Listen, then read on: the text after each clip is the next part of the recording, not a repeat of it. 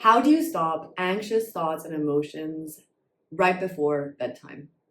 I get this asked all the time. And if you have been struggling with sleep, specifically insomnia, for a while, these feelings are very common. You maybe feel completely fine during the day, but every single night as bedtime approaches, you start feeling unbelievably anxious, and all of the fear creeps in as to whether or not it's going to be yet again another sleepless night. And before we get started, my name is Fiona. I'm a recovered chronic insomniac turned holistic sleep coach. And in today's video, I'm going to be breaking down why you're feeling anxious right before bedtime and also what you can do about it so that you can start breaking the cycle of anxiety starting tonight. Getting straight into it, I want to spend a little bit of time explaining why you're having all of these anxious thoughts at night. Why do you feel emotional and scared of bedtime? And at the same time, if you have been feeling this way and it also feels like you've tried everything, and maybe even watching this video, you're like, nothing's gonna change, it's simply gonna be the way that it is, and you're kind of doubtful as to whether or not what I'm gonna say is going to be true or not, just know that all of that is part of insomnia. That is actually part of the dialogue and part of the situation in which we're in. And it is not you that is broken. It is simply a situation that is oftentimes misunderstood and also misexplained, which is why I love to come back to the education. I love explaining what insomnia is, because when I was struggling with insomnia myself, nobody told me this. And that's because nobody really understood insomnia. CBTI got it wrong. Doctors just gave me pills. My therapist thought it was something that was rooted in my childhood. No. Insomnia, for 99% of cases, is the perceived threat of wakefulness. That means that somewhere along our journey in life, we have slept badly for one couple nights. Maybe something traumatic has happened in the past that has affected our sleep.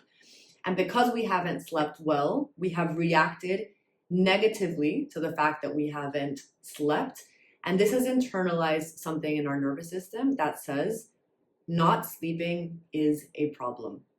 And when we start identifying that not sleeping is a problem, that means that our body, because it is incredibly intelligent and trying its best to always keep us safe, is going to try and avoid that thing. We, in the situation of the sleeplessness cycle, are constantly trying to avoid being awake at night. The problem is when we are stuck in our survival mode, when we are trying to avoid something that we have identified as danger, we're actually in the opposite state that we need to be in order for sleep to happen. We are in our fight or flight response system. Adrenaline and cortisol are being deployed into our body. We feel awake, maybe even like a racing heartbeat. Maybe you feel warm. Maybe for some, we go to the bathroom a million times a night. This is signs that our body is purposefully trying to keep us awake to fight off wakefulness. Okay, so that is the number one reason why we're awake to begin with.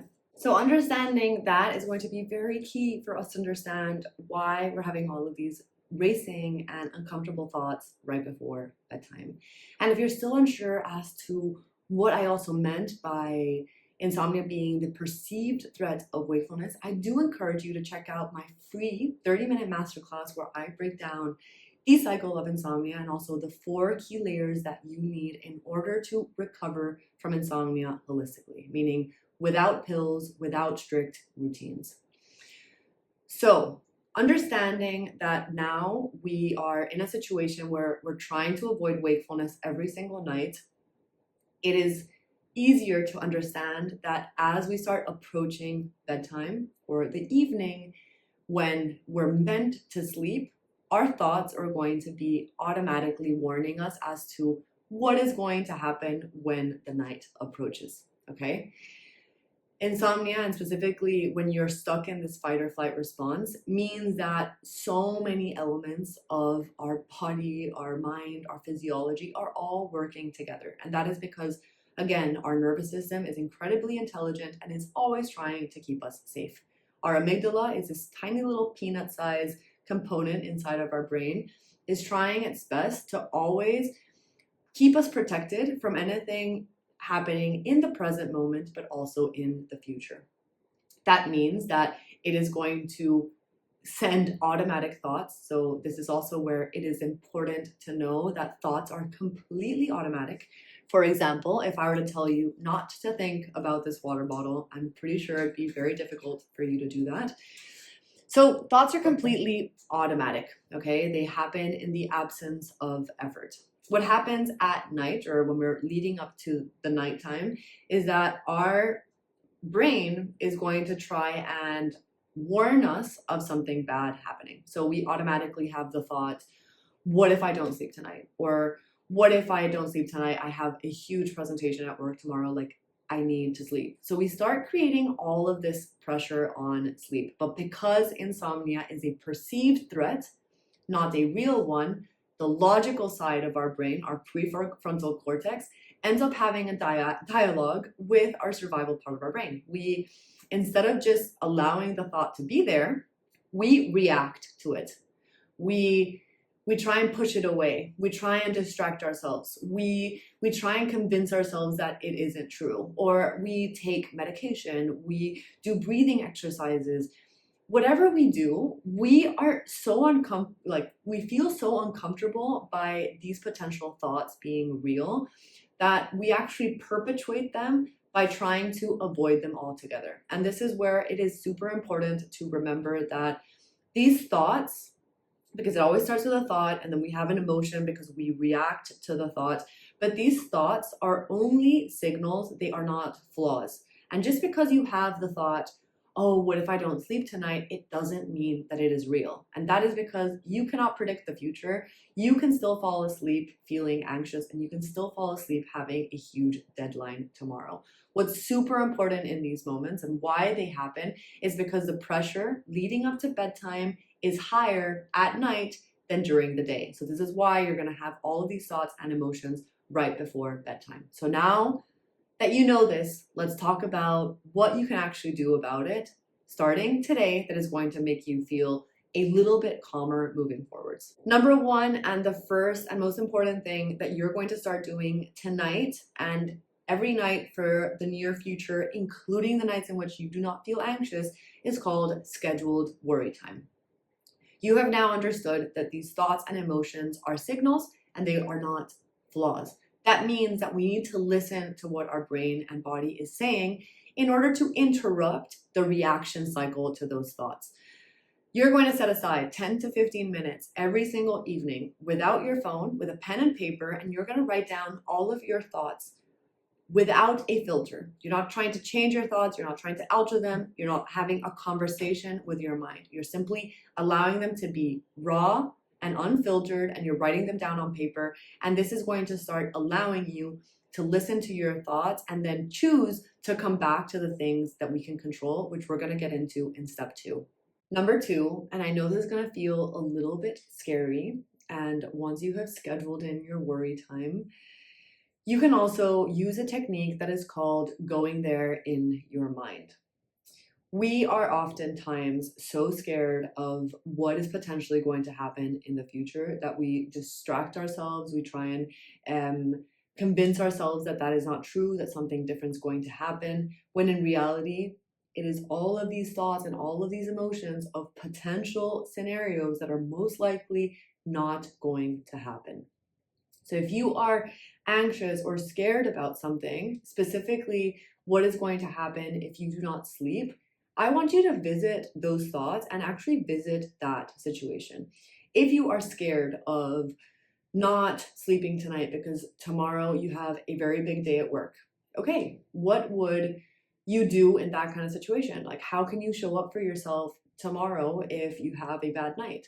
If you start actually experiencing that and actually going there and realizing and going through the steps of what you can do, how can you still show up for yourself even on bad days, you'll also start to realize that all of the things that you are so afraid of are most likely never going to happen, and they actually never will, because they are simply a very negative mind trying to keep you safe from future scenarios that you have absolutely no control of and are also not real. They are projections, not reality. Number 3, if you are scared of wakefulness during that night, I also want you to approach your evening with a plan for wakefulness.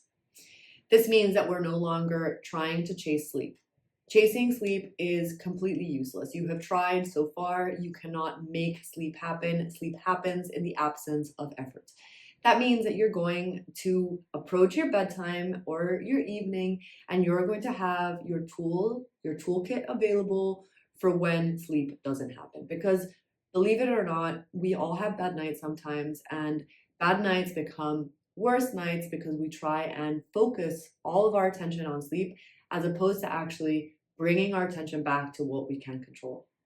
By toolkit, I mean, what are things that are available for you when sleep doesn't happen? Can you do something you enjoy? Can you read a book? Can you come back to journaling? Can you watch one of your favorite shows? Can you, walk around your house or your apartment? Or can you also, instead of focusing on sleep, also focus on rest? These small little shifts in your perspective make a huge amount of difference when we are slowly recovering from insomnia. And the 4th step that you're going to take to start reclaiming anxiety from your evenings is going to be that you're no longer going to look at the clock at a specific time every night. This is called the timeless sleep window.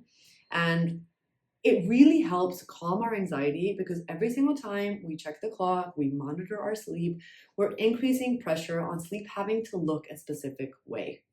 When you stop looking at the clock at a specific time every single evening, you will allow yourself to come back to befriending wakefulness, come back to what you control without judging yourself on what sleep has to look like.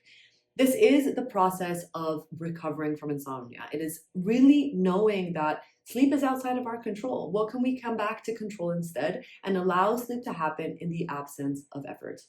Anyway, that is all for today's video. I hope that you feel a little bit more clarity and confidence now approaching your evenings. And just please remember that you are not broken and you're definitely not alone. If you have any other questions or concerns, please go ahead and drop them in the comment section below. I promise to get back to you. And again, if you're still waiting or looking for a deeper explanation as to what insomnia is and how you too can break the cycle without strict routines, without sleep, all these rules, all these medications, then go ahead and check out my masterclass, which is also linked below, and I'll see you in our next video. Bye for now.